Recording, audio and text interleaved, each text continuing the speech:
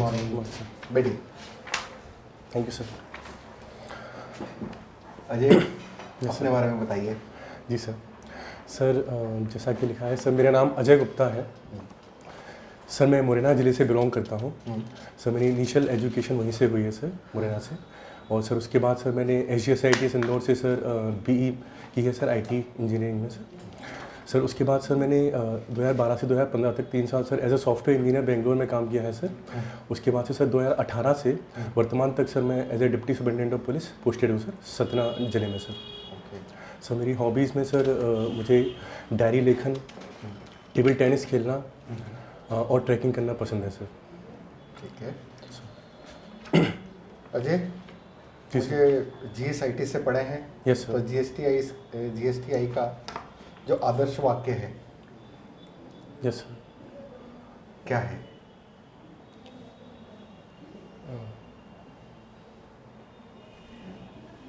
Sir sorry sir, अभी याद नहीं आ रहा है सर। चलिए, जी सर। कला मंदिर से SGSITS बनने के बीच का जो पूरा का पूरा जो क्रोनोलॉजी था वो बताइए। Since 1952 to the present 2023।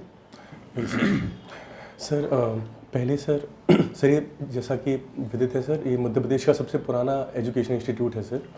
और ये सर जो सेक्सरिया ट्रस्ट जो है उसके द्वारा सर फंडेड था सर 1952 में सर। जो गोविंद राम सेक्सरिया जो महान औद्योगिक थे सर, उनके द्वारा जो स्थापित किया गया था ट्रस्ट सर। तो सर पहले सर ये सिर्फ कुछ टेक्नोलॉजिकल स्ट्रीम्स में सर ये डिग्रीज प्रोवाइड करता था सर। उसके बाद धीरे धीरे सर ये BE की डिग्री प्रोवाइड करने लग गया और लास्ट में सर ये उन्होंने पोस्ट ग्रेजुएशन में भी सर अपना सर डिग्रीज जो देना स्टार्ट किया है सर। ये सर RGPV से अफिलिएटेड कॉलेज है सर, लेकिन ये और पूरी तरह से ऑटोनोमस इंस्टीट्यूशन है सर। और ये अपना खुद का इनका सिलेबस है, खुद का इनका पाठ्यक्रम है और autonomy in hiring of the faculty है सर। ठीक है। Yes sir. Ajay, apart from your journey from GSITS to civil services, और सिविल सर्विस में भी आप DSP हैं। जी सर। तो बस और क्या है आपकी लाइफ के अंदर? और अब क्या बचा? आपके नाम के रूप तो आप हो अजय सर फिर क्या और एक्सपेक्टेशन क्या है आपकी? सर अभी सर मेरी एक्सपेक्टेशन सर प्रशासनिक सेवा का अधिकारी बनना है सर। तो सर मैं डिप्टी कलेक्टर बन के सर अपनी सेवाएं देना चाहता हूँ सर। अभी तो गवर्नमेंट ने, MP गवर्नमेंट ने कहीं ना कहीं इंदौर और भोपाल के अंदर भी कमिश्नरी सिस्टम लागू कर दिया है। Yes sir. और इन फ्यूचर जो है पूरे MP में लगने वाला ही है। तो कहीं ना कहीं आपको अभी आप एज अ एग्जीक्यूटिव मजिस्ट्रेट काम कर ही रहे हो। स्पेशली इंदौर में तो ACP ऑफ पुलिस कहा गया है। यस तो फिर क्या है? पे एफिशिएंसी बार भी सेम है, तो 500 पे ग्रेड है आपका। Yes, ठीक yes, है। yes, साथ में प्रिविलेज भी है, सब कुछ है। और यूनिफॉर्म यूनिफॉर्म के कारण आप और कहीं ना कहीं extraordinary as compare to the SDM। Yes. तो फिर क्या ज़रूरत है, आवश्यकता बताइए मुझे। Yes sir. निश्चित तौर पर सर DOSP की जो सेवा सर जो है बिल्कुल सर बहुत ही सेटिस्फाइंग सेवा है सर। सर लेकिन मुझे ऐसा लगता है कि सर मेरा जो नेचर और जो एप्टीट्यूड जो है सर एक प्रशासनिक सेवा के अधिकारी और उसके रोल्स एंड रिस्पॉन्सिबिलिटीज़ जो कि डेवलपमेंटल स्कीम्स को इम्प्लीमेंट करना, डेवलपमेंट रूल से सीधे जुड़े हुए रहना सर, उससे ज़्यादा सूट करते हैं सर, मुझे ऐसा लगता है। तो दूसरा सर जो है सर कि मेरा जो IT का भी सर जो एक्सपीरियंस है एज अ सॉफ्टवेयर इंजीनियर, और सर जो मैंने DSP में अभी तक जो नॉलेज और सर स्किल्स साइबर क्राइम में और यहाँ पर मतलब पुलिसिंग में ज़्यादा इम्पोर्टेंट है as compare to the SDM में, क्योंकि यहाँ पर तो आपको पता है लॉ एंड ऑर्डर, चुनाव करवाना, प्रोटोकॉल, यस सर, संस्कृति रिलेटेड जुलूस है, या मतलब कहीं ना कहीं आप अपनी एक्सपर्टाइज जो है IT की वो पुलिस में ज़्यादा करेंगे in order to resolve cyber related crimes and all. तो यहाँ पर जस्टिफाई करिए आप। सर निश्चित तौर पर पुलिस में भी सर काफ़ी अपॉर्चुनिटीज़ हैं सर। और सर जैसा कि सर मैंने स्वयं भी साइबर क्राइम्स में सर ट्रैकिंग में मदद की है सर, उस टीम का सर सुपरवाइजरी ऑफिसर था। और भी कई जगह पर सर जैसे CCTNS वगैरह में भी काफ़ी सर रोल है IT का।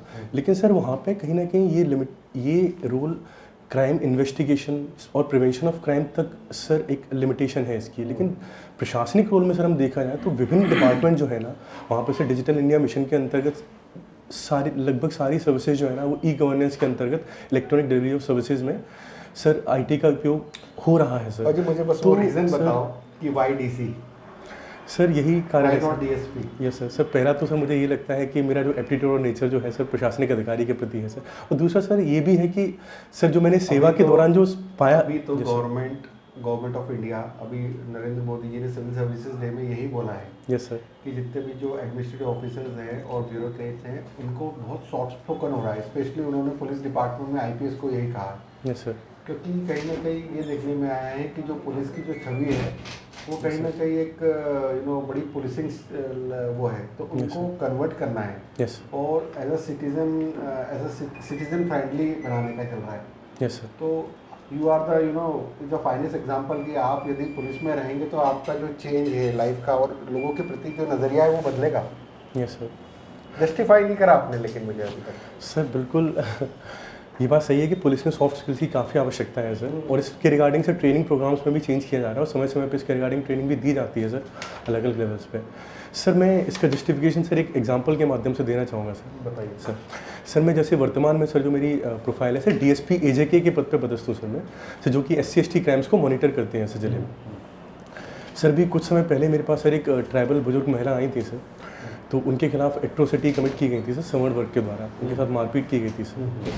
अब सर मेरा जो डीएसपी का रोल था उसके अंतर्गत सर मैंने FIR रजिस्टर की और सर मैंने उसके जो भी आरोपी थे उनके खिलाफ चार्जशीट सर पेश की वहाँ पे कोर्ट में। तो सर इस तरह से जो लीगल जस्टिस प्रोवाइड करने का जो मेरा काम था सर मैंने वो अपना परफॉर्म किया सर एज ए DSP। लेकिन सर मैं उनकी बाकी तरीके से भी मदद करना चाहता था। जैसे सर मैंने सर जैसे SDM साहब से का जो रोल इस पूरी प्रोसेस में देखा सर, सबसे पहला सर कास्ट सर्टिफिकेट बनवाना जो कि बहुत ज़रूरी था चार्जशीट पेश करने के लिए सर, तो वो SDM साहब ने बनाया। उसके बाद सर उनको जो फाइनेंशियल कॉम्पनसेशन जो दिलवाना था राहत प्रकरण सर, वो SDM साहब ने सर AC ट्राइबल के माध्यम से दिलवाया सर। तीसरा सर उनको और दूसरे बेनिफिट जो हैं जो कि वास्तव में सोशो इकोनॉमिक जस्टिस भी सर इंश्योर कर सकते हैं सर, जैसे कि उनको पात्रता पर्ची दिलवाना सर, उनका सर आयुष्मान भारत कार्ड में एनरोलमेंट करवाना सर, उनका सर संबल कार्ड में रजिस्ट्रेशन करवाना सर। सर जो बेसिक जो उनके पीछे जो crime apart from so many generalise function, sir आपका जो काम था वो कितना पॉयस्ड और कितना जस्टिस यू प्रोवाइड जस्टिस, एक आपके अंदर एक बहुत बड़ा आपने काम करा है कि इंस्टीट्यूशन ऑफ केस एंड जो सोशल जस्टिस जो प्रोवाइड होता है, these are the soul of Indian constitution. Yes sir. To provide social justice to the destitute, वो Yes, आपने प्रोवाइड करा। Yes sir. It's a very big, very Yes, big sir. aspect as compared to the preparation of caste certificate, preparation of Ayushman card and all. Yes sir. As per मुझे ऐसा और वो लगता है। सब तो बाकियों की रिपोर्ट पे होता है, पटवारी और तहसीलदार उसको आपको वेरीफाई फर्स्ट करते हैं। इंफॉर्मेशन रिपोर्ट आपने जो लिखा है, मतलब sir. You let down the foundation of the case. Yes sir. तो आपने जो काम करा वो बड़ा लैंडमार्क वाला है, Yes, वो sir. बहुत परमानेंट वन था और कहीं ना कहीं उसका जो जस्टिस मिलना है, उसको फाइनल जो न्याय मिलना है वो आपके फाउंडेशन के कारण हुआ है, जैसा Yes, कि sir. आपने एग्जांपल दिया है Yes, sir. According to me. चलिए, ऑल द बेस्ट सर। अभी ब्रजभूषण सिंह क्यों फेमस है?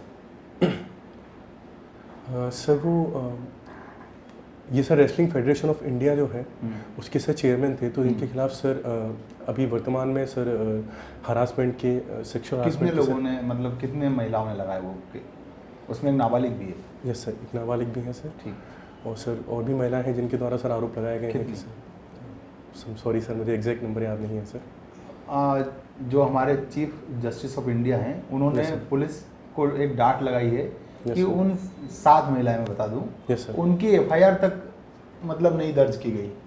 तो पुलिस मतलब ऐसे FIR दर्ज नहीं करती, जबकि 7 रेसलर्स जिनमें से कुछ मतलब जिन्होंने भारत के लिए पदक तक जीते हैं, यस यस सर। और उनकी तक FIR दर्ज नहीं की गई, तो हम क्या माने कि पुलिस प्रशासन एक निचले तबके के लोगों की FIR दर्ज करते होंगे। Yes sir. ये अक्सर अखबारों में ये न्यूज़ रहती है कि पुलिस ने FIR दर्ज नहीं की। क्या ऐसी दिक्कत आती है, FIR दर्ज क्यों नहीं होती? यस सर, तो निश्चित तौर पर सर ये जो हुआ है, ये FIR दर्ज नहीं करना, ये सर बिल्कुल भी जस्टिफाइड नहीं है सर। सर मैं सर कारण बताना चाहूँगा सर, जो मैंने अभी तक की अपनी सर्विस में ऑब्जर्व किए हैं कि पुलिस FIR क्यों नहीं दर्ज करती सर, क्यों ऐसे आरोप लगते हैं। सर पहला तो ये है कि लैक ऑफ पुलिस रिफॉर्म्स अभी तक जो ड्यू है सर, जो कि सुप्रीम कोर्ट के द्वारा शायद डायरेक्टिव्स भी दिए गए थे प्रकाश सिंह केस में, सर पुलिस रिफॉर्म्स का अभी तक इम्प्लीमेंट ना हो पाना ये एक बहुत बड़ा कारण है सर, जिसकी वजह से सर पुलिस ऑटोनोमस नहीं हो पाती पूरी तरीके से। और सर बाकी सर दूसरा जो कारण है सर इन्हीं रिफॉर्म्स के ना इम्प्लीमेंट होने पाने की वजह से पुलिस ऐसा महसूस करती है कि वो बाकी जो बहुत सारे काम है, लॉ एंड ऑर्डर मैनेजमेंट या फिर सर असिस्टेंस क्रिमिनल ट्रायल में भी बहुत सारा सर, और वीवीआईपी ड्यूटीज सर, तो ऐसे बहुत कामों के ओवरबर्डन्ड रहते हैं सर पुलिस के पास। और सर ऊपर से सर वैकेंसी जो है ना पुलिस में वो काफ़ी ज़्यादा है सर। यूएन के द्वारा सैंक्शन 222 की स्ट्रेंथ है और 137 सर अभी करंट स्ट्रेंथ है सर। नहीं, एफआईआर दर्ज नहीं होना और ये ड्यूटीज करना ये तो सबके पास है। वही कास्ट सर्टिफिकेट बनाना, अगर आपने बोला एसडीएम का काम है तो उनके पास भी प्रोटोकॉल में ड्यूटी बहुत सारी है। सारी उनकी वीआईपी ड्यूटी में आपके साथ एसडीएम भी खड़ा होता होगा, तो वो भी सब वही काम कर रहे हैं। और अतिक्रमण तोड़ने में वो भी वहाँ खड़े हैं और आप तो नहीं जाते होंगे, कम से कम इसलिए अमला ही जाता होगा कि अतिक्रमण में आप जाते हैं इंक्रोचमेंट हटाने सर। कभी कभी जाते हैं जब बहुत बड़ा केस हो कि कोई बहुत बड़े व्यक्ति का, रसूखदार व्यक्ति का हटाना हो तभी। यस सर, एक आध राउंड मारने सर। जी सर, जाते हैं तो फिर यस सर, काम का लोड जबकि एसडीएम को तो वहाँ खड़ा ही रहना है। यस तो उसकी ड्यूटी अगर वहाँ कुछ हुआ तो भाई कौन जिम्मेदार होगा उसका? सर मैं एक पुलिस सर में एक मुख्य कारण जो सर मुझे महसूस होता है वो ये है सर, एक तो ये है कि पुलिस एक्ट 1861 जो है उसमें सर पूरा जो उसमें सर ये जो ऑब्जेक्टिव जो है उसमें ये लिखा हुआ है कि इसका जो सुपर इंटेंडेंस जो रहेगा ना वो स्टेट गवर्नमेंट के पास रहेगा सर। तो सर इससे कहीं ना कहीं सर पुलिस की जो ऑटोनॉमी जो है वो सर हैम्पर हुई है सर। तो एक तो ये मुख्य कारण है सर। दूसरा ये है कि कहीं ना कहीं एफआईआर रजिस्ट्रेशन करने के पीछे एक कारण ये भी है कि पॉलिटिकल एग्जीक्यूटिव्स और सर जो वरिष्ठ अधिकारी जो हैं वो क्राइम स्टेटिस्टिक्स को सर कंट्रोल में रखना चाहते हैं। तो सर उसका एक कारण यही तरीका से हमारा भले एफआईआर दर्ज करेंगे तो रिकॉर्ड बिगड़ेगा कि कितने अपराध हो रहे हैं। यस सर, जबकि सर के ट्रांसफर होंगे। बिल्कुल सर, ये होता है सर, ये और बल्कि ये नहीं होना चाहिए। हमारा फोकस सर हमेशा इफेक्टिव पुलिसिंग पे और जस्टिस प्रोवाइड करने पे होना चाहिए सर, बजाय कि स्टैटिस्टिक्स बेस्ड पुलिसिंग होने पे सर। हमेशा फोकस हमेशा सोशल इकोनॉमिक जस्टिस प्रोवाइड करने पे, और सर विक्टिम के ऊपर क्या इम्पैक्ट पड़ा है, विक्टिम को कितना सेटिस्फेक्शन, और वो जैसा कि सेकंड ARC में भी कहा गया है कि विक्टिम इम्पैक्ट असेसमेंट होना चाहिए। हमारी पूरी पुलिसिंग विक्टिम ओरिएंटेड होनी चाहिए सर, बजाय कि स्टैटिस्टिक्स ओरिएंटेड। ठीक है, आईपीसी की धारा 96 का यस सर दुरुपयोग के बारे में आप क्या कहेंगे? यस सर, सर आईपीसी की धारा 96 सेल्फ डिफेंस में सर सामने वाले को की डेथ तक कारित करने में सर वो एक्सेप्शन एक प्रोवाइड करती है सर। ठीक है। Yes sir. सर काफ़ी बार ऐसा देखा गया है कि आजकल सर इनकाउंटर्स जो हो रहे हैं उनमें सर सेक्शन 96 का सर एक जस्टिफिकेशन के तौर पर प्रोवाइड किया जाता है सर। सर मुझे लगता है कि सर ये 96 की जो धारा है ये बहुत ही एक्सेप्शनल सर्कमस्टेंसेस के लिए और सिर्फ सेल्फ डिफेंस के लिए इसका यूज़ होना चाहिए सर। बाकी सर और किसी वेस्टेड इंटरेस्ट के लिए और किसी पर्पस के लिए सर इसका मुरैना में होना चाहिए सर। एक आईपीएस की कुछ जो अवैध ये करने वाले जो उत्खनन वालों ने हत्या कर दी। यस। तब तो किसी ने सेल्फ डिफेंस में ये काम नहीं किया और सामान्य में मार देते हैं, और एक आईपीएस को मार दिया उन्होंने, तब तक कुछ भी नहीं हुआ वहाँ पे। आपको पता है कि आईपीएस की यस कब हुआ वो? सर वो 2012 में सर। ठीक है, क्या नाम था उनका? सर श्री नरेंद्र सिंह। जी सर। कि मतलब तब क्यों नहीं वो एक्शन लिया कुछ? सर मुझे सर जहाँ तक मुझे पता है सर उसके बाद कार्रवाइयाँ सर की गई थी सर वहाँ पे लोकल लेवल पे सर। कमेटी भी गठित की गई थी सर, उन्होंने सर एक्शन लिया गया था सर। लेकिन ये है कि हाँ ये बात सही है सर कि वहाँ पे खनन माफिया की सर प्रॉब्लम है सर, तब भी थी और अभी भी है सर, और काफ़ी बड़े स्तर पे है सर। उसके लिए भी लेकिन सर कई स्तर पे प्रयास भी किया जा रहा है सर। और जैसे कि वहाँ पे चेक पोस्ट को सर अब दुरुस्त किया जा रहा है। वहाँ पे सर जो स्टाफ जो है CAG की रिपोर्ट वहाँ पे आई थी 2018 में, उसमें पाया गया था कि सर माइनिंग ऑफिसर्स की वहाँ पे बहुत सारी जगह पे नियुक्ति नहीं है सर, और चेक पोस्ट जो है वहाँ पे वो फंक्शनल नहीं है सर। टेक्नोलॉजी के उपयोग के रिगार्डिंग भी सर रिकमेंडेशन दी गई थी सर। कहीं ना कहीं वो इम्प्लीमेंटेशन सर धीरे धीरे किया जा रहा है उन चीज़ों का सर। लेकिन सर मुझे लगता है कि और बड़े स्तर पे टेक्नोलॉजिकल स्तर पे एक सर कोऑर्डिनेटेड एक्शन की भी सर आवश्यकता है वहाँ पे, प्रशासन का, पुलिस का, माइनिंग डिपार्टमेंट का और फॉरेस्ट डिपार्टमेंट का, वो भी सर आवश्यक है। इसके साथ सर सोसाइटी को और कम्युनिटी को भी सर हमें एंगेजमेंट करने की आवश्यकता है, क्योंकि सर अल्टीमेटली जो खनन जो करने में जो फ्रंट एंड जो होता है वो वहाँ पर लोकल कम्युनिटी के बेरोजगार युवा ही होते हैं। तो सर हमें उन्हें भी इससे निकाल कर जॉब एम्प्लॉयमेंट अपॉर्चुनिटीज़ प्रोवाइड करनी होंगी। इसके अलावा सर एक डिमांड और सप्लाई का भी सर हमें देखना पड़ेगा सर। जब तक जैसे सर मैन्युफैक्चरिंग सेक्टर काफ़ी तेज़ी से प्रोग्रेस कर रहा है सर, और आवास योजना के भी सर काम चल रहा है, तो डिमांड काफ़ी ज़्यादा है सर सैंड की, लेकिन उतनी अमाउंट में सप्लाई नहीं है। तो सर इसकी वजह से भी इलीगल माइनिंग होती है सर। तो हमें सर उसके अल्टरनेटिव जैसे कि सर एम सैंड जो मैन्युफैक्चर सैंड जो है उसको सर हमें प्रमोट करना चाहिए सर। फ्लाई ऐश जो जनरेट होती है उसका सर उपयोग करना चाहिए कंस्ट्रक्शन वर्क्स वगैरह में, तो सर इस तरह की एक इंटीग्रेटेड मैकेनिज्म के माध्यम से सर हम खनन माफिया को सर रोक पाएंगे सर। आईपीसी की धारा 499 और 500 क्या है? सर ये क्रिमिनल डिफेमेशन से संबंधित है सर। तो सर जिसमें सर मैक्सिमम 2 साल तक की सज़ा का प्रावधान है अगर सर किसी की कोई इंटेंशनली सर अगर किसी की छवि धूमिल करता है सर। ठीक। Yes sir. और मेरा लास्ट सवाल ये है कि पुलिस हमारी सिक्योरिटी के लिए है ना? Yes sir. लेकिन मैंने तो जहाँ तक फील किया है, लोगों को भी देखा है, अगर किसी चौराहे पुलिस खड़ी है तो लोग अपना रास्ता बदल लेते हैं। और लोगों में इतना डर क्यों है उनका? मतलब वो सिक्योरिटी के लिए है कि लोग उनसे डरते क्यों हैं? क्या इसके लिए अब समय आ गया कि पुलिस की वर्दी का रंग बदलना चाहिए? सर बिल्कुल ये बात आपने सर मैं भी एग्री करता हूँ इस बात से कि पुलिस से डर तो है सर अभी भी लोगों में। लेकिन सर उसके पीछे सर बहुत सारे कारण हैं सर। जैसा कि पहले मैंने बताया कि सर पुलिस की अकाउंटेबिलिटी जो है ना वो जनता के प्रति फिक्स नहीं है सर। सर पुलिस एक्ट 1861 जो है उसमें सर पुलिस की रिस्पॉन्सिबिलिटी स्टेट गवर्नमेंट के प्रति तो बताई गई है, लेकिन उसमें कहीं भी ऐसा नहीं लिखा कि पुलिस के खिलाफ जनता डायरेक्टली कहीं कंप्लेंट कर सकती है। तो सर उसमें जैसा कि प्रकाश सिंह केस में सुप्रीम कोर्ट के द्वारा बताया गया है कि एक पुलिस कंप्लेंट्स अथॉरिटी की स्थापना होनी चाहिए सर, जहाँ पे कि जनता पुलिस के दुर्व्यवहार के प्रति की अगेंस्ट कंप्लेंट दायर कर सके सर, और जहाँ पे उसकी एक इंडिपेंडेंट जांच हो सर। अभी सर पुलिस की अकाउंटेबिलिटी मैकेनिज्म है, अंडर इंक्वायरी के जरिए इन्फोर्स की जा सकती है सर, न कि एक इंडिपेंडेंट अथॉरिटी के माध्यम से। तो सर ये एक कारण है। वर्दी का रंग बदलने में क्या राय है आपकी? सर रिगार्डिंग उसकी गठित होगी इसकी गठित अभी तक कुछ हुआ नहीं क्या? कोई सुझाव नहीं आया क्या? सर अभी recently sir honourable prime minister ने सर इसके रिगार्डिंग सर एक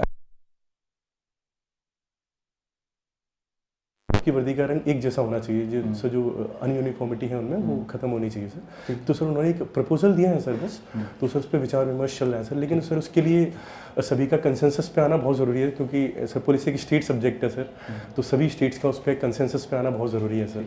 ठीक है सर। अजय सर क्या अजय है?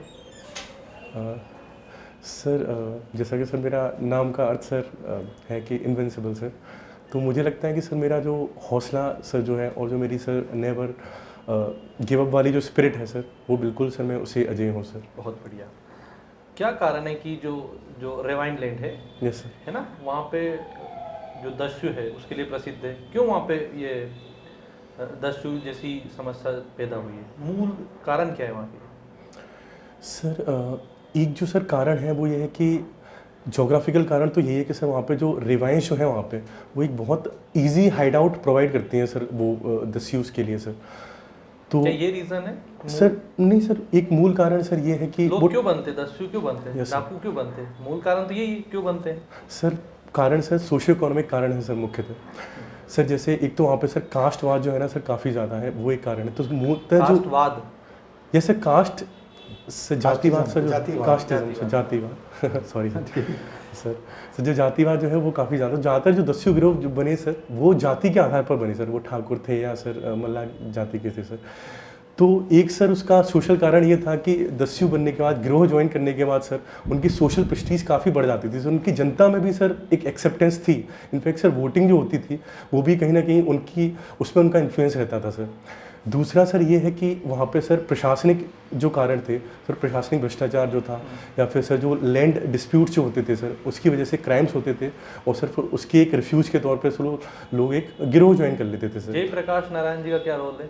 यस सर, सर उनका बहुत महत्वपूर्ण रोल है सर जयप्रकाश नारायण जी का। उन्होंने सर 1970s में सर इसमें सर दस्यूज को सरेंडर करवाने में सर और एक रिहेबिलिटेटिव पॉलिसी को अडॉप्ट करने में सर एक बहुत महत्वपूर्ण योगदान दिया था सर। उन्होंने सर विनोबा भावे जी के साथ मिलकर और श्री डी सुब्बाराव जी के साथ मिलकर सर उनकी सरेंडर पॉलिसी में, और सर उनको एक बहुत फ्लेक्सिबल सर वो दी कि जिससे कि जैसे ओपन जेल का सर उन्होंने निर्माण करवाया सर, एक महात्मा गांधी आश्रम की भी सर उन्होंने स्थापना करवाई सर, जिससे कि वो मोटिवेट हों, सरेंडर करें और उसके बाद सर एक नॉर्मल सोसाइटी में इंटीग्रेट होकर एक नॉर्मल लाइफ जी सकें सर। सर इसके अलावा सर उन्होंने ऐसे भी स्टेप्स लिए थे कि जो विक्टिम जो थे सर इस पूरी सर इस दस्यु की वजह से, तो सर उनको भी उन्होंने सर रिहेबिलिटेशन करवाया, उनके लिए सर स्किल डेवलपमेंट और सर बहुत सारी ऐसी अपॉर्चुनिटीज़ प्रोवाइड की जिससे इस समस्या का होलिस्टिक सर एक निदान हो सके। सिर्फ इसको हम सर एक लॉ एंड ऑर्डर की दृष्टि को देखने के बजाय इसको सर हम सोशियो इकोनॉमिक प्रॉब्लम की तरह देखें और सर उसका निदान करें सर। लॉ क्या है, ऑर्डर क्या है? या दोनों एक ही है? जी सर।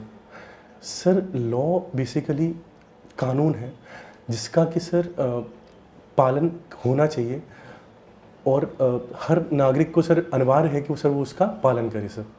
ऑर्डर सर सोसाइटी की वो स्थिति है जिसमें कि जो इन जनरल सोसाइटी के जो सिटीजन्स हैं वो लॉ अबाइडिंग हैं। एक सोसाइटी में सर मेजर कन्फ्लिक्ट्स नहीं है, मेजर सर वहाँ पे बहुत बड़ी अनरेस्ट की स्थिति नहीं है सर, उसको सर ऑर्डर कहा जाता है।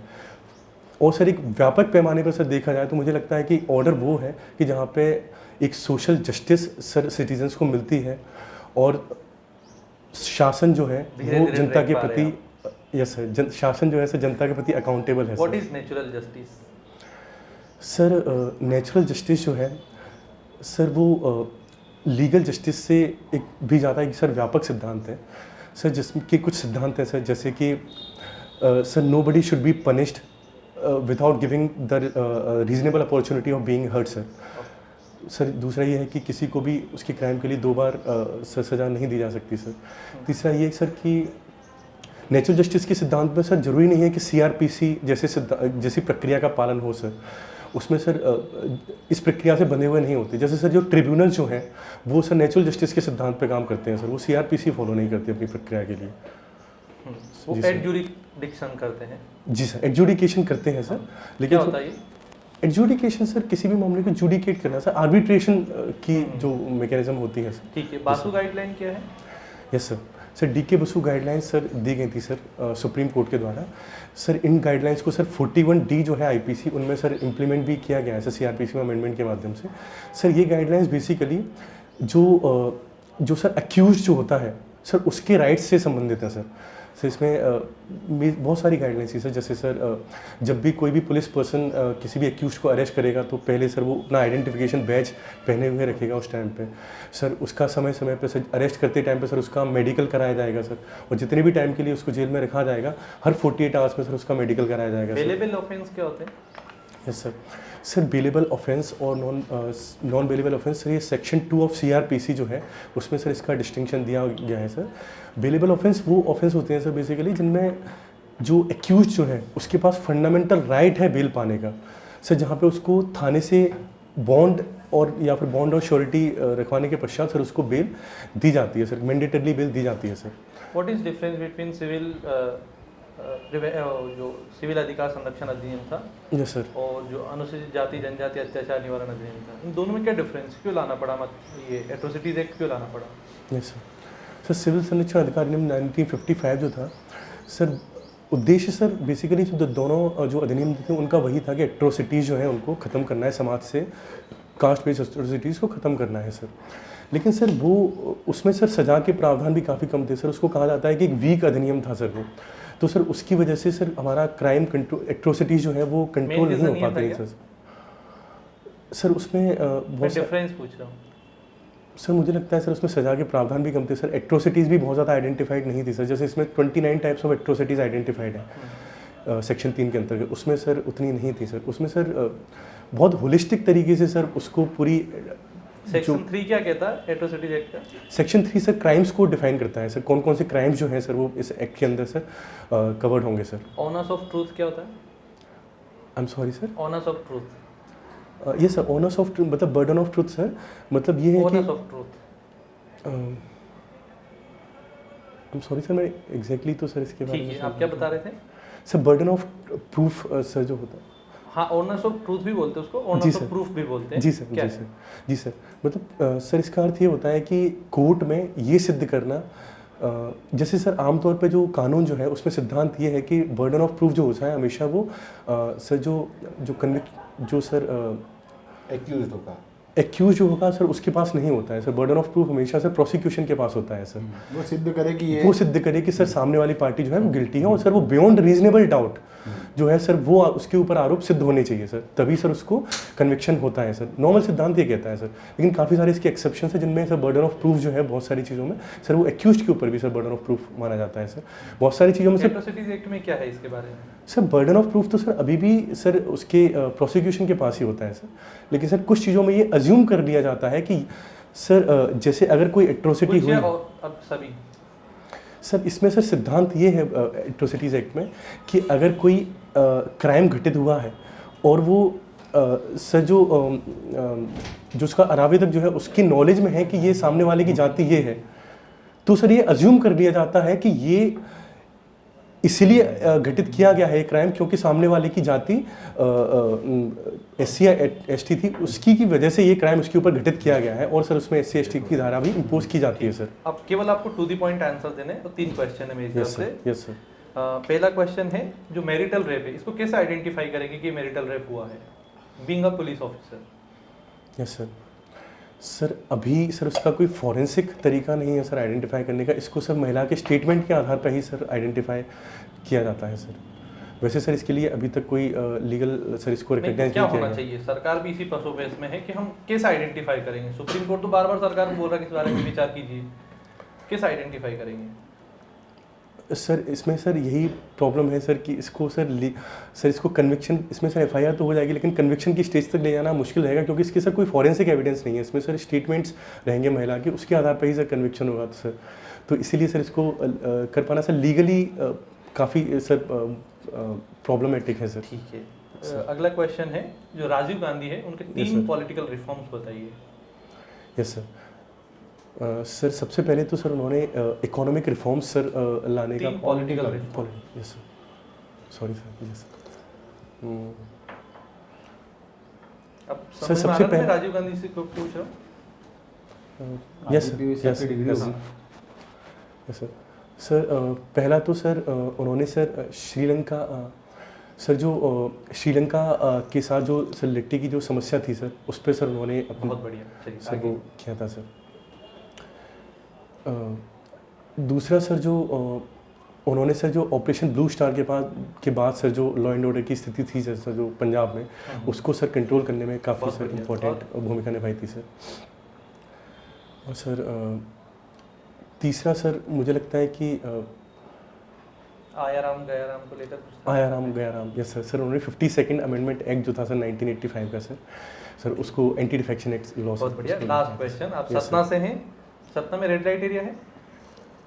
नहीं सर ऐसा कोई घोषित रेड लाइट एरिया नहीं है ना सर। है 100%। है।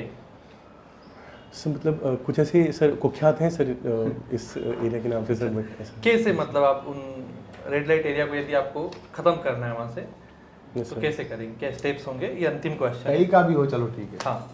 Yes sir. सर मुझे लगता है सर इस समस्या को सिर्फ लीगल दृष्टिकोण से देखने के बजाय एक सोशो इकोनॉमिक दृष्टिकोण से सर देखने की ज़रूरत है। सबसे पहले तो सर जैसा कि कहा गया है कि सर कोई भी इस प्रोफेशन में क्यों आना चाहता है, क्योंकि उनके पास सर स्किल्स नहीं है, उनके पास सर वो बहुत ज़्यादा पॉवर्टी से ग्रसित हैं, उनके पास एम्प्लॉयमेंट नहीं है।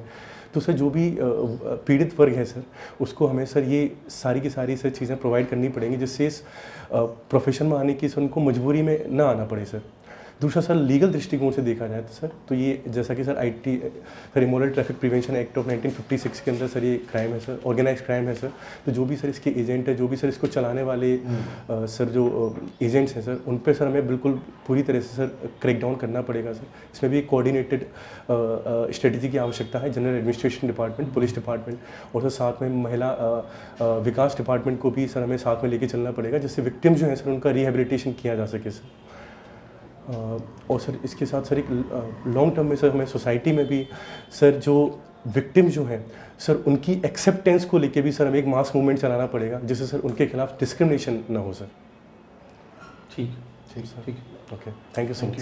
Thank you sir, thank you sir.